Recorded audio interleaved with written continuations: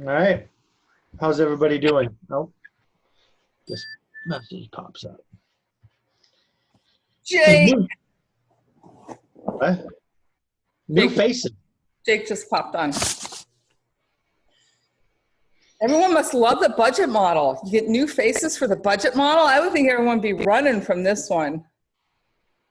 This is actually my favorite model, right? And maybe it's just because I'm a numbers geek, right? I don't know, it's weird, but this is I've heard him say before, I can't remember the exact quote, right? But this is where you really make your money, because in when we originally took this course, he talked a little bit about what tends to happen is you make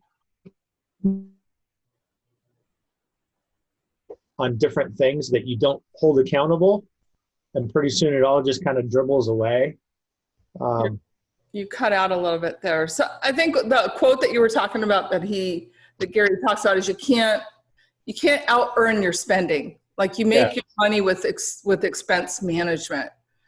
And so, this is not my favorite because I don't want to stick to a budget. So it's not my favorite model.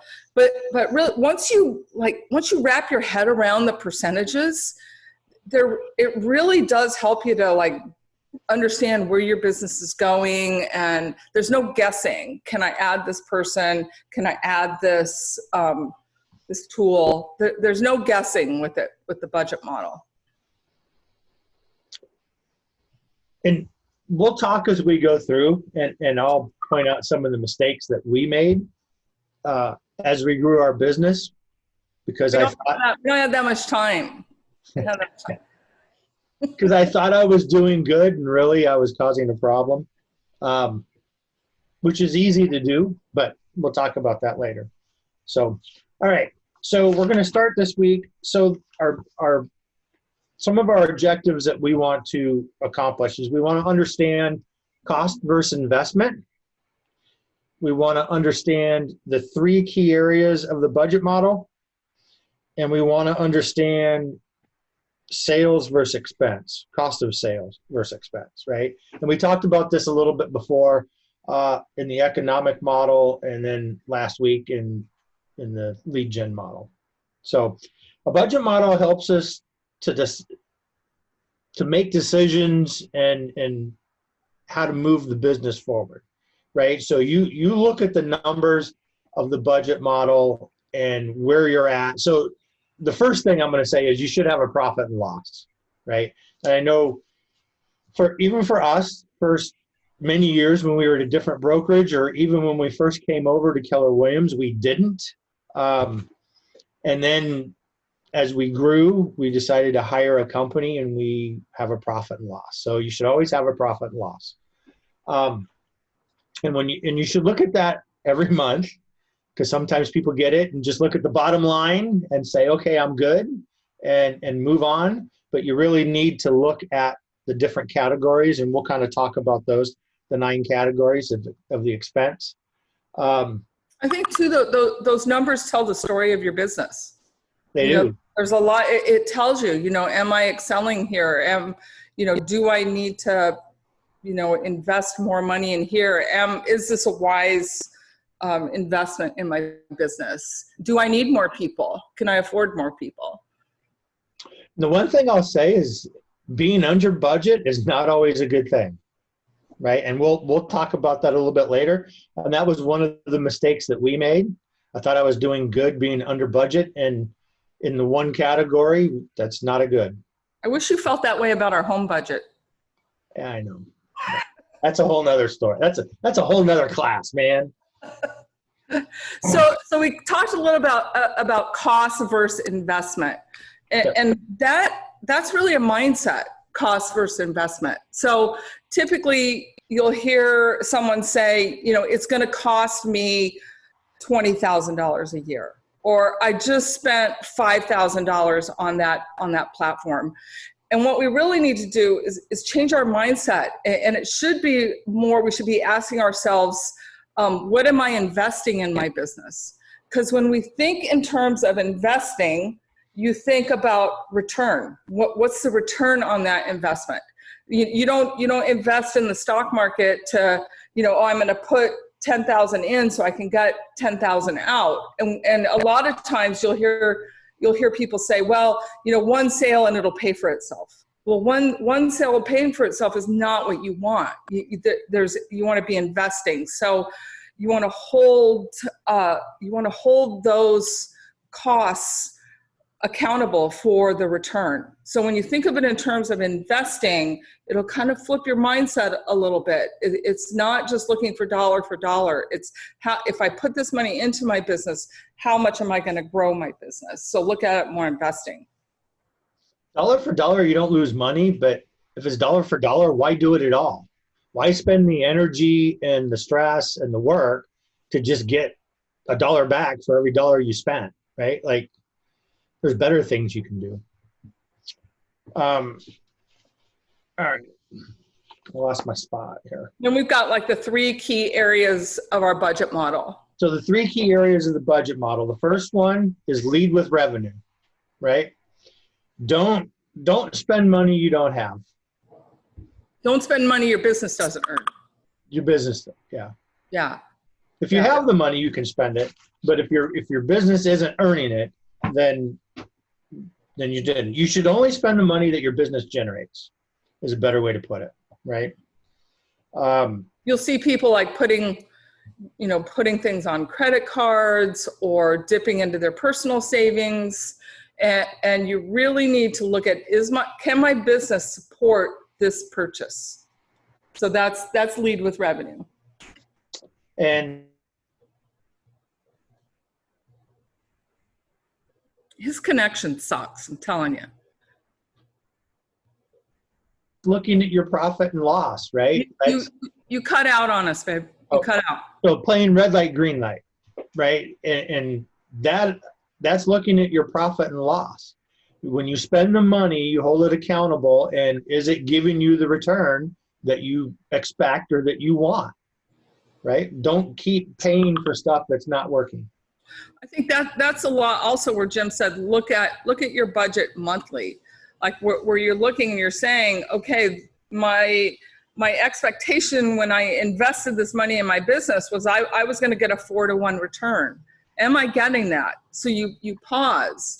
And if you're looking at it, you pause enough times and you say, I'm not getting the money that I need to get out of it, then you cut it.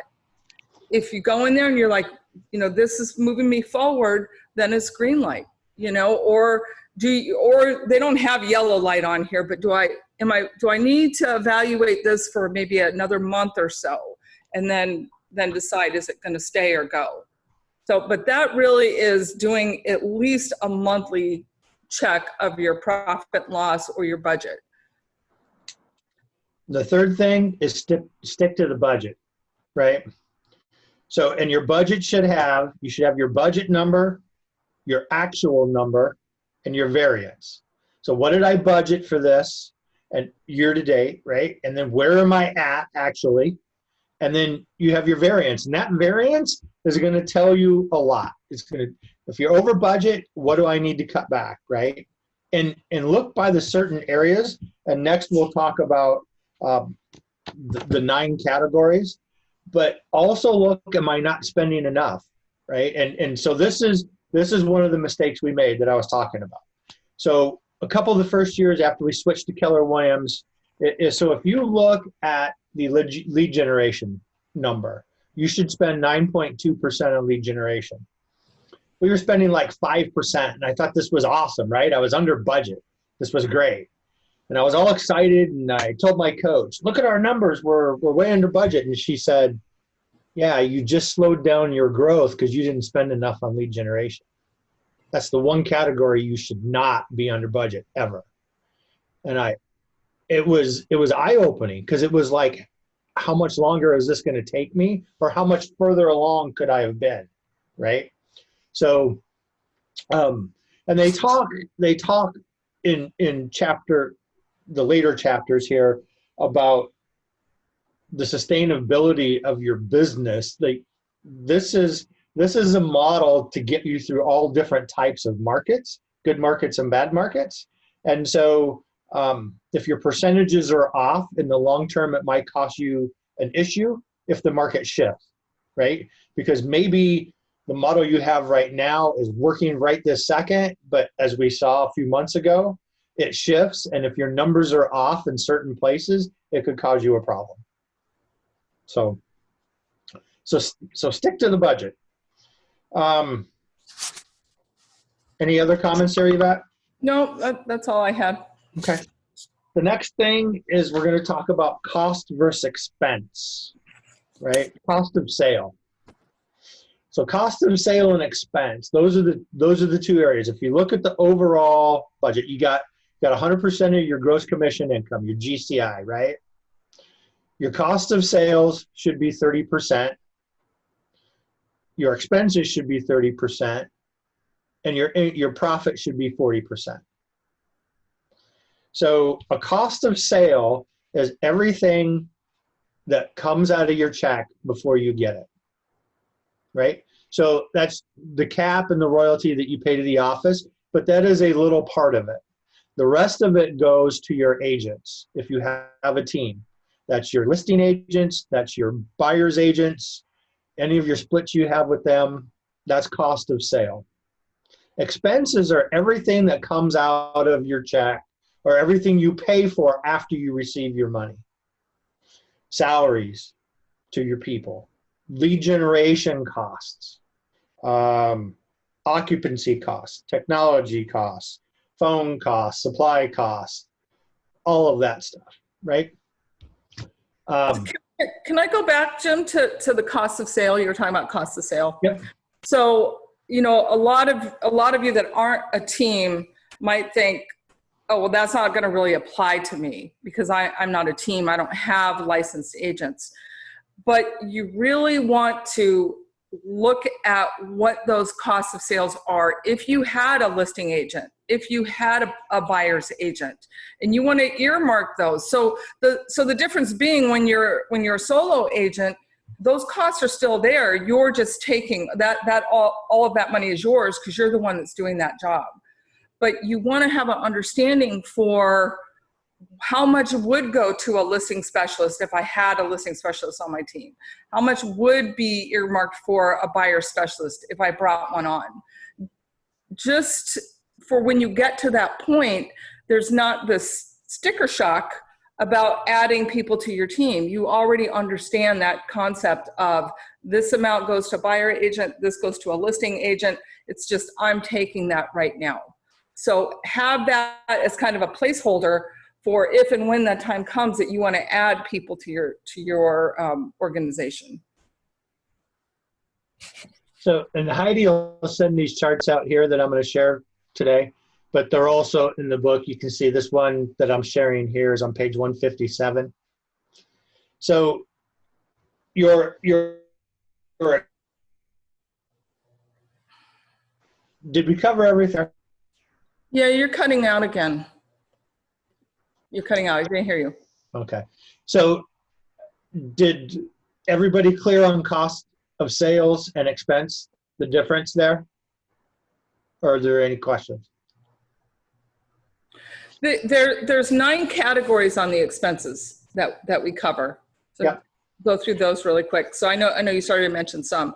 So you've got salaries, you have lead generation, you have occupancy, so if you had rent, your technology, your phones, supplies, education, equipment, and insurance, like auto insurance. Those are the 9 categories that we track in the MREA for expenses. And you can see those up here. And so this example, the first column is if you were doing $6 million in volume a year. And then you got 10 million, 16.7 million, 26 million, and 40 million, right? And so that'll give you a chart of where everything should be. And you can see, so like if you everything should fall under those 9 categories, right? If it's not under one of those 9 categories, you probably shouldn't spend the money on it for business. But if you look at some of those things, so the salaries at $6 million, they're assuming that you have a part-time assistant, and we'll talk about that in our next class, which is the organizational model of where you should have. At 10 million, you probably have a full-time assistant. 16 million, you got 2 full-time assistants, and so on. And so even though those dollars change, and Yvette mentioned this earlier, even though the dollar amounts change, if you look at the percentages, that's what you want to shoot for. You want to keep the percentages in line of what, and that's 12% or 11% of your total GCI. So then you can kind of, that's how you can start building out, what does my organization look like? So if you're 6 million and you're wanting to bring on a full-time employee and you only have 20,000 that can be earmarked for salaries, you can see that you may have a challenge there. So, you know, I know a lot of people, and like Jim said, we'll get to the organizational model. A lot of people will bring on a buyer's agent first, and then they're giving away part of that, of their GCI, and then they want to try to bring on an assistant. That was my mistake number 2. Right? So one of the things with me is I was afraid to take on a salary of an assistant. So we hired a buyer's agent first. And that slowed down our growth too. Because if you pay an assistant in production, they pick up all the other administrative work. But that salary is a lot less than you splitting with an agent 50-50 and giving away your half of your commission at that point. So that slowed down our growth. And you can see in the cost of sales, if you look at the top column there, cost of sales of cost, at 6 million and 10 million, they're figuring you just have your cap. You don't have another agent on your team yet. You do have a part-time or full-time assistant down there, if you look at salaries. And then when you jump to 16.7 million, now you've started adding some leverage with agents. And so you have your split with those agents and your cost of sales go up.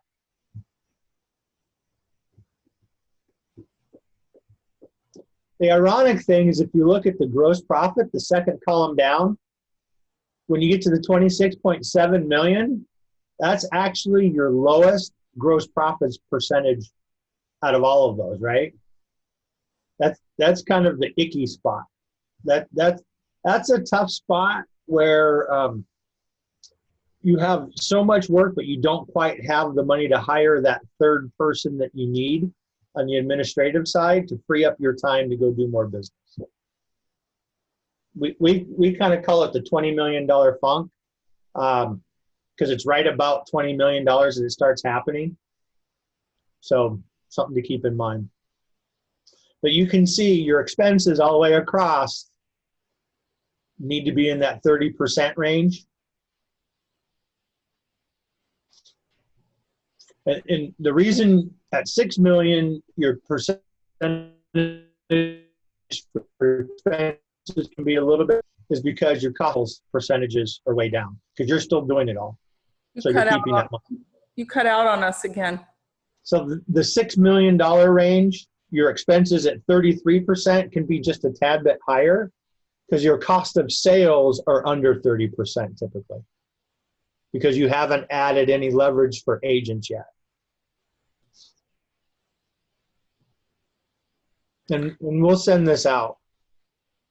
So this is kind of when we start doing our business planning and we're just starting that, like we do kind of some brainstorming in August and then September, we'll start taking our number for next year. What GCI number do we have? And then we'll go through and we'll multiply out by these percentages. And we'll say, okay, we can earmark this for salaries. for lead generation, and we'll look at what's our cost on lead generation, what's our return on that. So we'll work all of these numbers out to make sure that we're staying within those percentages. Now we're kind of in that $20 million funk right now, and so we have to hire another person to kind of get us through. So this time we're going to go back and we have to cut some of the other areas. So we're going to look and see, can we, maybe occupancy, can we make some adjustments there on rents? Maybe this year we don't do so much education. It depends on where you are and where your business is. But that's how we've made it work when we're kind of in those areas. Can we earmark a little bit more money here and take away some percentage? But again, we start by going through and working out all of those percentages based on what our GCI is going to be next year.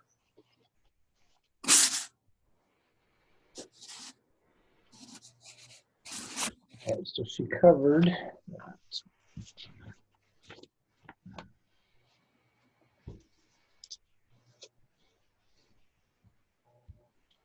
So the ironic thing, so Gary Keller talks a lot about leverage and who you're in business with. So here's the interesting thing. If you look at this chart here, so well, let me share another chart with you here. All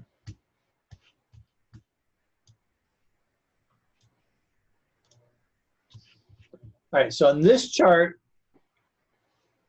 you can see your salaries, lead gen, everything. But if you look down below the bottom section here, the two big expense categories, right, are salaries and lead generation. And salaries and lead generation are expense. So 72.6% of your expenses go towards salaries and lead generation. Those are the main two categories. And those are the ones that you really want to manage real well. So if you think about it, between salaries and the money you're spending on cost of sales, right? If you take a look at that, that's 42% of your total GCI that are spent on people, right? Salaries are for people, and a majority of your cost of sales are spent on people, your agents, your listing agent, your buyer's agent. So it's really important. People are important. And that's a majority of the budget. That's why we do like we have the career visioning process, so that we're making sure that we're really identifying talent to bring on our team, because they impact us just at such a high degree, because they take up the majority of our budget. So when you have a bad hire, it's really, you can feel it, that if you're not getting a return on those dollars, it's difficult to make that up through the year. Well, he talks about, like, if you think about, right, the model is leads, listings, and leverage, right? So you figure out the lead generation early on, and you start getting these leads. You can't handle them all yourself. You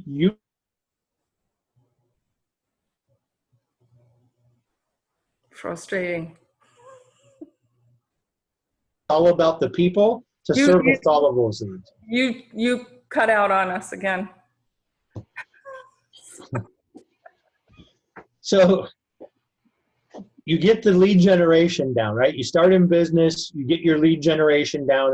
You spend your money on lead generation, right? And you get that part down, the leads come in, you get listings, you get more leads, and then it's all about the people to service all of those leads. That's the key. Jim, I know you talked about it a little bit earlier, but talk about the lead generation and and how that impacts your business, when you cut there,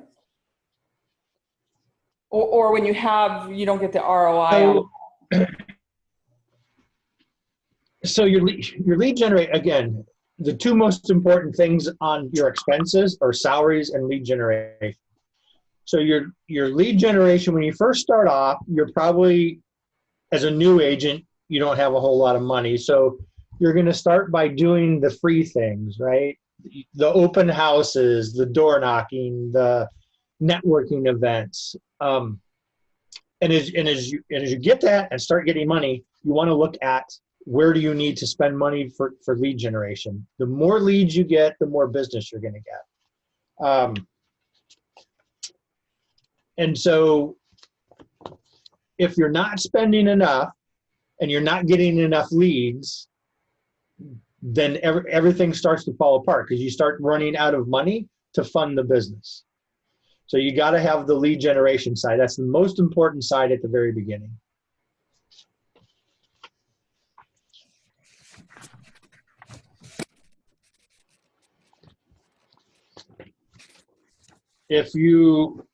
So once you get lead generation down and you have it systematized and it's replicatable, your only problem at that point is finding the talent, enough of the talent to handle the leads and deliver the standards that you expect to service those leads, right?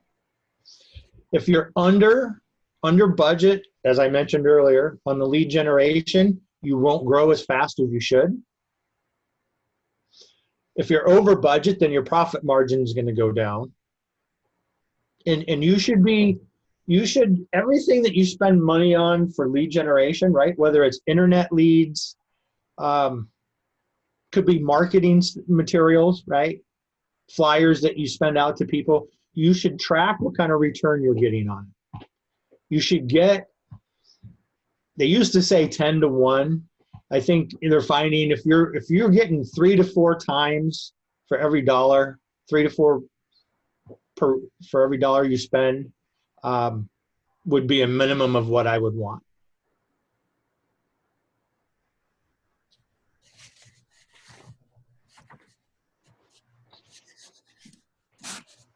And I don't have it. So I know in the new MREA model, some of these percentages are going to change. The two that I think are going to change from what I've seen are salaries and lead generation.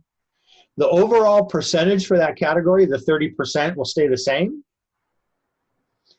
But salaries, I believe, go up from 12% to 15%. Because what they're finding is as your business grows, to find great talent, you have to pay more than back when they did this. And so that salary cost goes up some. I believe, like I say, it's 15%. And lead generation, I think, goes up to 11%. Yeah, because back when this was written, there were no internet leads. Nope. Internet leads weren't a thing. There was no internet.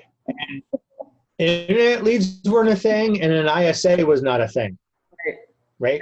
So you have two different costs there now that weren't there at the time. The other thing that's gone up a little bit is education.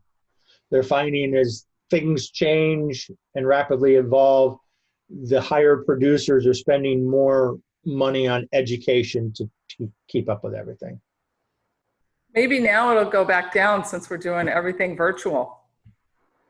Well, I think your technology costs, well, education can. The thing with education is the classes aren't that expensive, right? It's funny because me and Chanel were talking about this.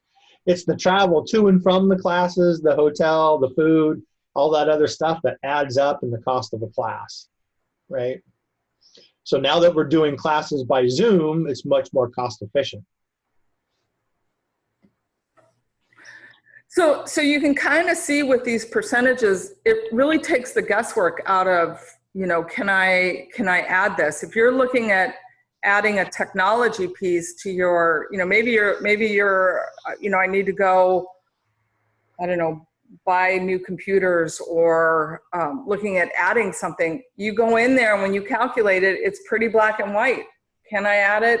Can I not add it? You know, am I able to take it from another category that's not going to impact my business? You know, you won't want to take away from lead gen to, you know, to occupancy, because that's not a good trade-off. So, but it takes the guesswork out of where can I spend my money? And like Jim said, that the salaries and lead gen, you can see those far outweigh any of the other items in our business. So there's not always a lot of money left over for the other 7 categories there. If you look at, so the chart on the right, in the middle, right, where salaries are 12% and lead generation is 9.2%. And that's the percentage of your total GCI, right? So that's not very much. But if you look at those two on the bottom chart as a percentage of your expenses, that's your major expenses right there.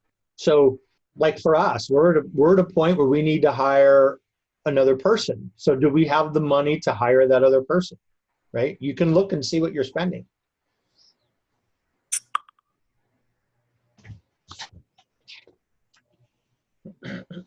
So I don't know if you want to go through. I mean, you can see the chart right there, right? So your 9 categories, salaries should be about 12% of your total GCI. Lead generation, 9.2. Occupancy, 2%, right? So that's your office rents.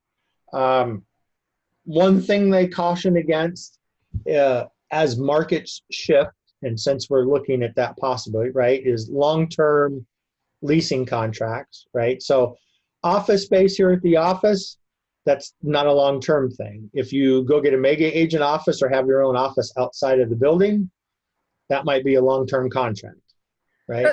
That's been something that we've kind of had a policy really from early on in our business. Rarely will we commit to things that are long-term. I mean, there's some things that you have to give like a 1-year commitment, maybe to a lead gen platform that you're looking at. But for the most part, we look at, can we pay for the year up front? Or is this something that's like a month to month? If we decide, one, we're not getting the return on investment, can we end it? Or if we have a shift in the market, like, you know, who could foresee what was going to happen in February and March? No one could foresee that.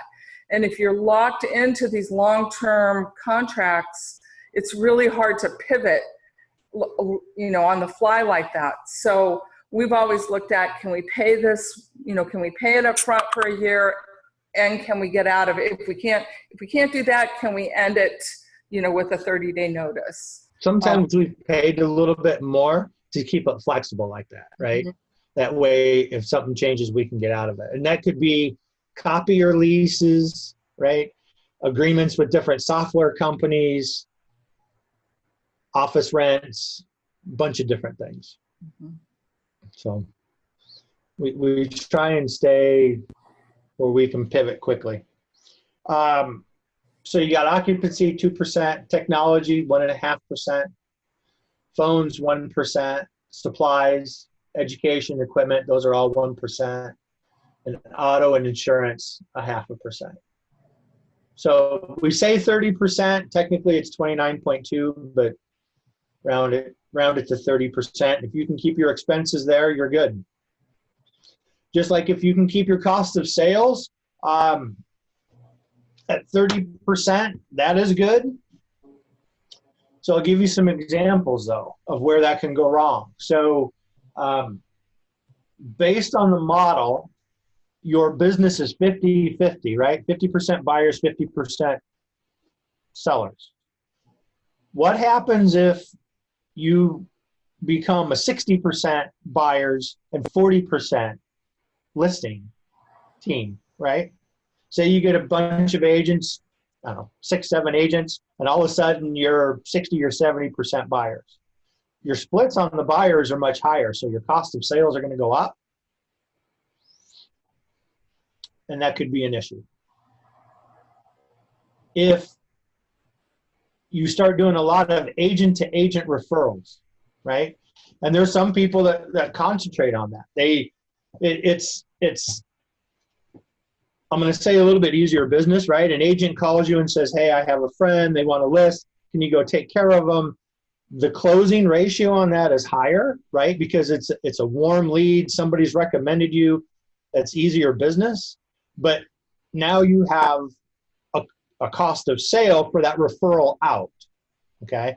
And if you're a team and you're paying the 25% to that agent, and now you're paying, say they're a buyer, and now you're paying a 50% split to your agent, you see where the money starts going out, and you do that a bunch of times, it could cause a problem. We actually just had that. And we were looking at the numbers trying to figure out what the heck happened.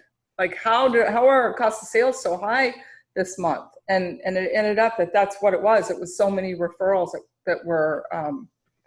And so for us, our cost of sales went from 30% to 58% for that 1 month. So we tracked it to see if it was a trend. But that 1 month, our cost of sales were 58%. So yeah, we sold a lot of real estate, but for that 1 month, our profit was not where it should have been. So those are the things that can affect.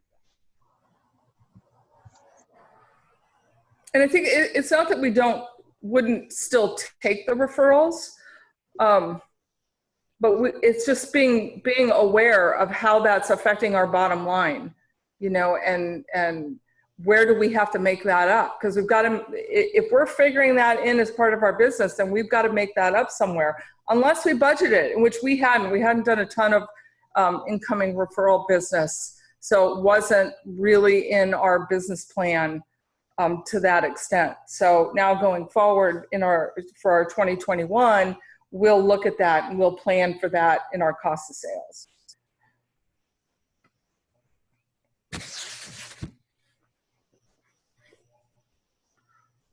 So now that everyone's eyes are glassed over with all the numbers. The only one that probably likes this is Jake. I know, Jake's like, I'm all in. I like this financial stuff.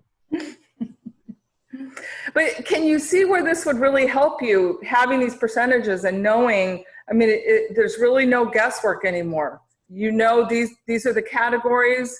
I need to account for the dollars. If I'm overspending, now at least you have a benchmark of where you should be on each of these categories in your business.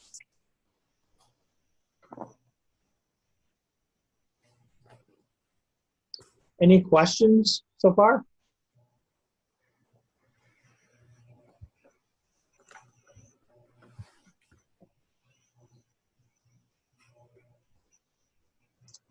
All right.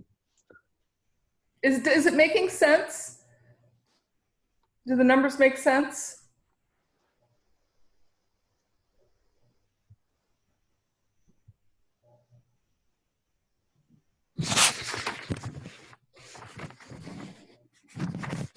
Oh. All right. I think that's anything else, Yvette? And the budget model and the organizational model are pretty straightforward. There's not a lot to them. I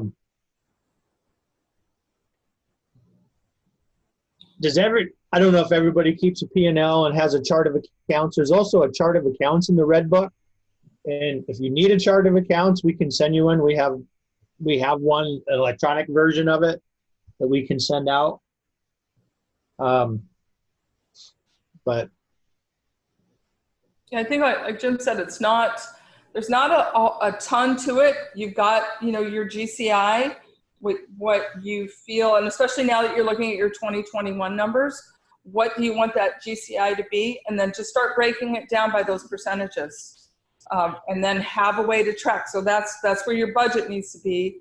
And then have a way to track monthly. What's my actual? What am I actually spending on lead generation? What am I actually spending on office supplies? And then you'll have that benchmark. So each month you can go in and see, am I in line with those percentages? And then again, I think that one of the most important things, especially as a solo agent, is be aware. I mean, have a line item for how much of my, how much of this would I have to go to a listing specialist?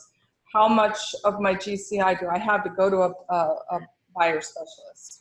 And just be aware of that number. Know that that's coming to you, but if there's ever a time that you want to replace yourself, you know exactly what that's going to take.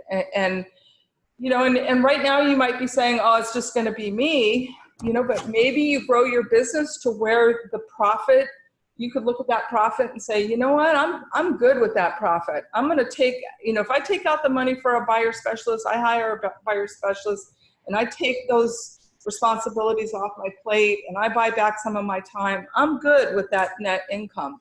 So that's where you can take these numbers and really work how you want your business to look like, or even in the future. How much net income do you need to have to take yourself out of the business or to out of that role, maybe out of the buyer agent role? So if you need revenue, you focus on the leads. That'll produce the GCI and your lead generation, right? Focus on the leads, lead generation produces the GCI. If you need better profit margin, that's where you focus on the expenses, right? Yep. Ash? What you got, Ash? Part of me thinks this is splitting hairs, but the other part of me says that's a big dollar amount. Do you find that phones cost the team $24,000 a year? I know this was written when phone models were obnoxious and hard to operate and all that stuff, but through Google Voice and all that stuff, is that number maybe adjusted in the new model? Because yeah, I think we're going to see it adjusted because there's probably a lot of landlines. The other thing to think about is this is an agent who's netting $1 million. That's a big organization. So you're going to see more costs. Like when I have staff at the office, they have phones. And so then those phones cost.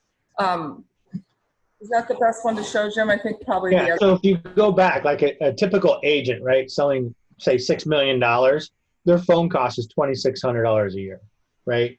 And so, I don't know, you got your cell phone and you maybe have an office phone, right? And remarkably, it comes close to that, which is crazy, right? Because I hate cell phone companies, and then there's always, you want to look, but yeah, somebody netting $1 million, right? They're doing, 2.4 million in GCI, a bunch of people. I don't know. I haven't got there yet, so I can't tell you if it actually costs 24,000. That is a big number, but it's also crazy because you look at this chart here, right? You look at this chart like I'm looking at the total GCI of the 26.7 million. And I look at lead generation, $80,000, and that's a scary number, right? Like, am I really going to spend $80,000 on lead generation? And so then it gets real crazy because you're like, okay, well, I'm under budget. I need to spend money on lead generation. So what am I going to do, right? I even had the thought at one point, like, does this mean I call Zillow and buy some Zillow just so I can spend that percentage, right? It's like working with the devil. ROI, remember. All right, ROI. I didn't do it. Never bought a Zillow lead, but the thought did cross my mind, and even the salaries, it's like, those are some crazy number. Even like the $6 million, I'm gonna pay somebody $20,000 a year to work on to be responsible for that. And that was part of our problem. Like I say, I thought it'd be easier to pay a buyer's agent at first, because if they sold something, I'd pay them, and I didn't want to commit to a responsibility of having to be responsible for somebody's salary. It scared me. I was worried that I wouldn't be able to do it. It actually took a conversation with my coach where she said, let's look at your last 18 months. You could have paid an assistant and made more for yourself, right?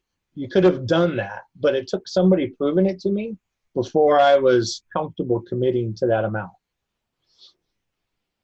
It's a scary thing.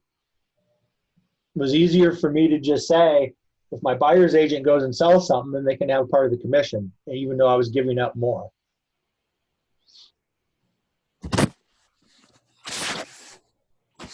I have a question when it comes to like looking at your net income number. So if you're Yep. looking at the 6 million number and you're an individual agent, obviously your net income is what you would make as like, you know, the rainmaker, the individual agent. Of that percentage or of that number, so $100,000, how much would you move over to your like personal account, basing the fact that like you probably have this set up in the business checking account? Like how much would you pay yourself?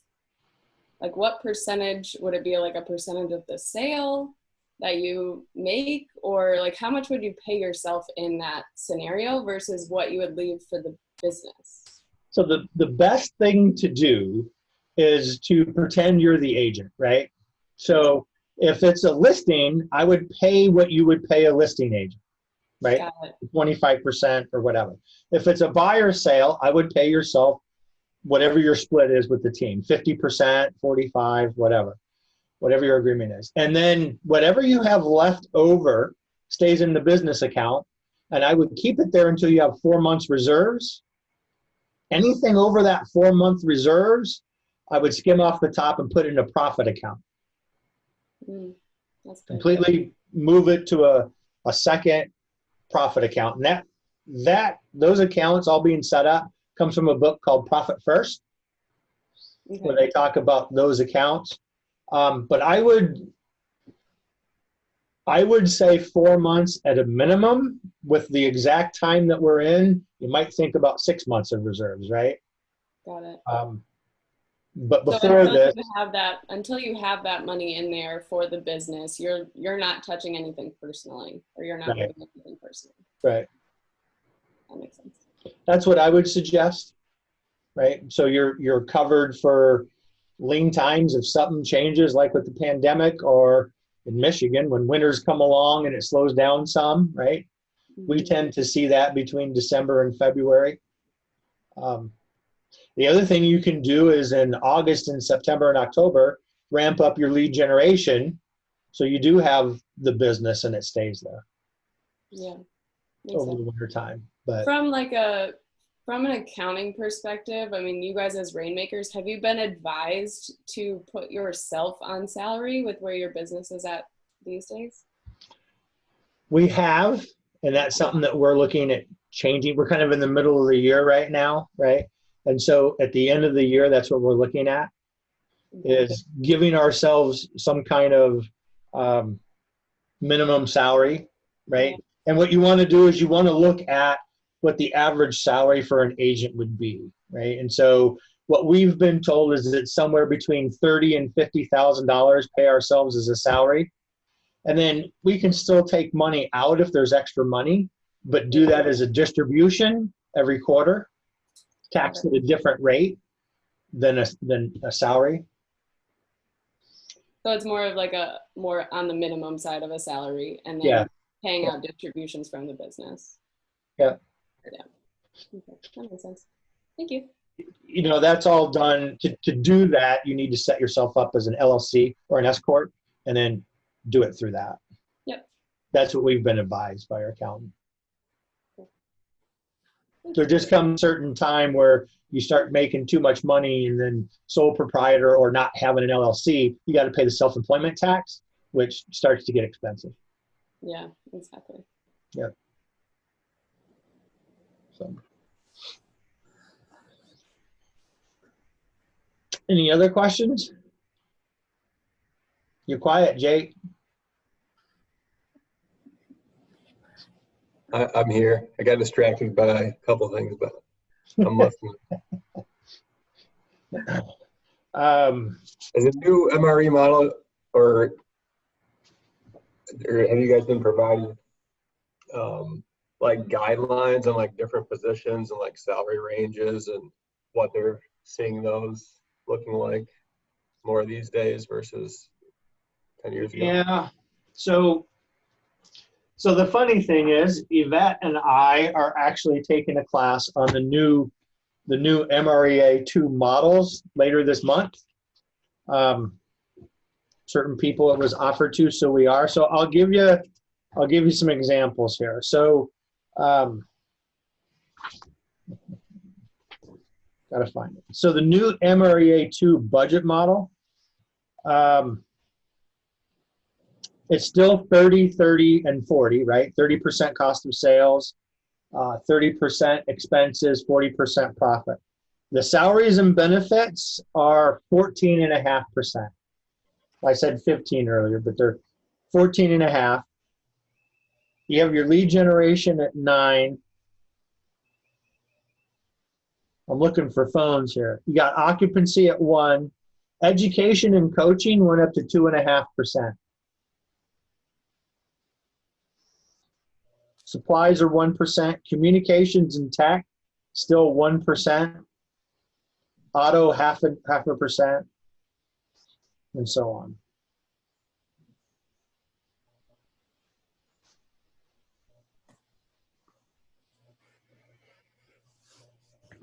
Maybe once we complete that class, maybe we could just do like a one-off of what's changed on these models. So I have a better idea. I know like the organizational model, I know there's some changes in there. So we should be able to cover that in just one class on some of the changes.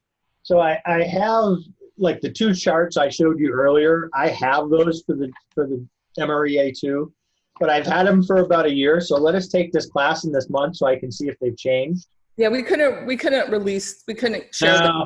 I have this one here and see the big thing on it. It says do not share.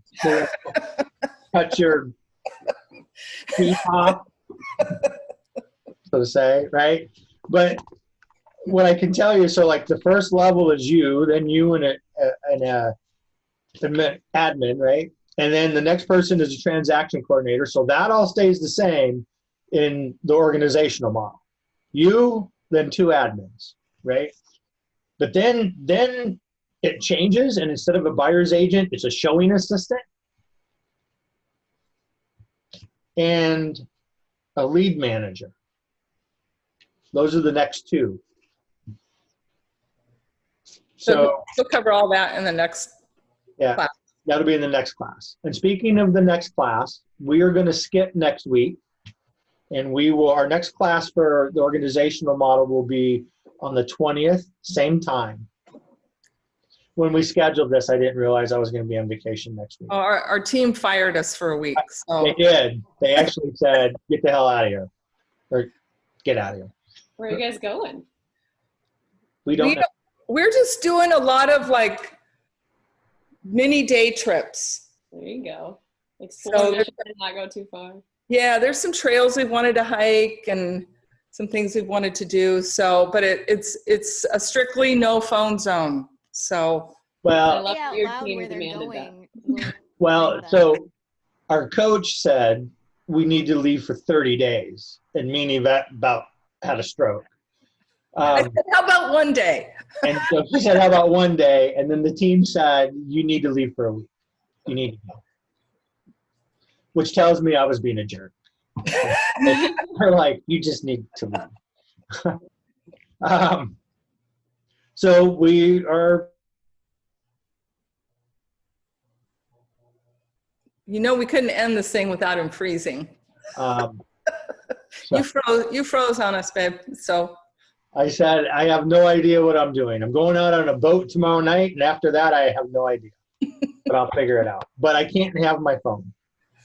So we'll see. But All right. Any other questions? So think about how much you want to do, right? GCI, figure out your business plan on the economic model. Figure out your lead generation plan. And figure out your budget, and then you'll know if you need some people or not. And then in 2 weeks we can talk about figuring out your organizational model. Well, and these are all they're all just blueprints, and they're constantly changing. So if you feel like, hey, I don't have this down yet, know that this is like an ongoing thing. Like we're constantly tweaking things. So don't feel like it's not a set it and forget it type of thing. And as you grow, as you experience growth and your growth changes, right? Like on your expense, the 30%, as long as you're overall 30%, you'll still be good. But at different times, you might have to be slightly over on salaries. So you need to look at what else you need to cut until things go up, and then your salaries are in line, and then you can add the other things, right?